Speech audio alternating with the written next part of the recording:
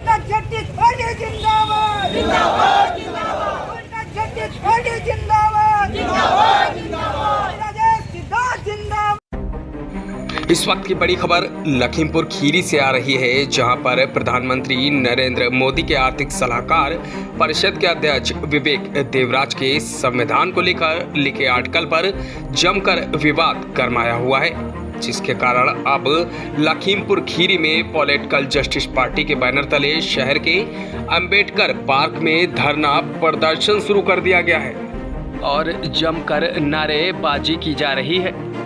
Justice party जिंदाबाद जिंदाबाद जिंदाबाद जस्टिस पार्टी जिंदाबाद जिंदाबाद जिंदाबाद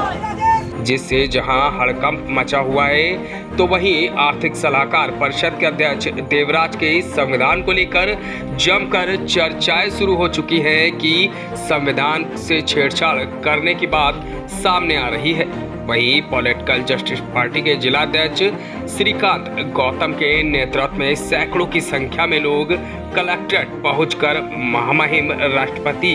से संबोधित एक ज्ञापन एसडीएम को सौंपकर प्रधानमंत्री नरेंद्र मोदी के आर्थिक सलाहकार विवेक देवराज को पद से हटाए जाने की मांग की है। अध्यक्ष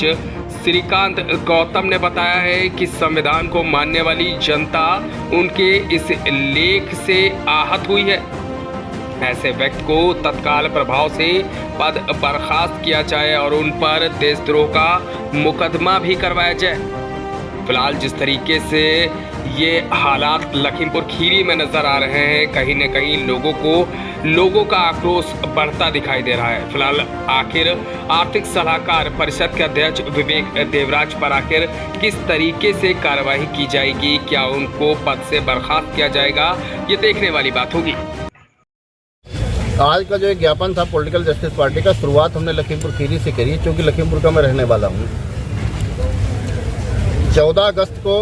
एक मिंट अखबार, अंग्रेजी अखबार है, उसमें माननीय प्रधानमंत्री जी के आर्थिक सलाहकार परिषद के जो अध्यक्ष हैं श्री विवेक देवराज जी ने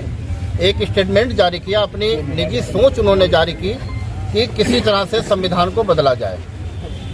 अब अभी तक जो देश के अंदर अफवाहें चलती थी कि कभी आरक्षण के ऊपर कुठाराघात हो रहा था, कभी संविधान के ऊपर लगातार कुठाराघात हो रहा था, तो हम लोग ये समझ रहे थे कि ये कोई बात राजनीतिक द्वेष भावना से कोई बात कर रहा होगा, आई बात तो गई बात। क्योंकि माननीय प्रधानमंत्री जी के जो ऑफिस के आर्थिक सलाहकार परिषद के जो अध्यक्ष हैं, उन्होंने स्वयं इस बात को कहा है कि भारतीय संविधान को बदलना चाहिए, भारतीय संविधान बदल देना चाहिए, अपने लेख में कहा। तो इससे पूरे देश के अंदर 90% जो जनता है, जो संविधान को मानती है, संविधान को सब कुछ मानती है, उसकी आत्माओं को आहत हुई है, उनके हृदय को आघात पहुंचा है।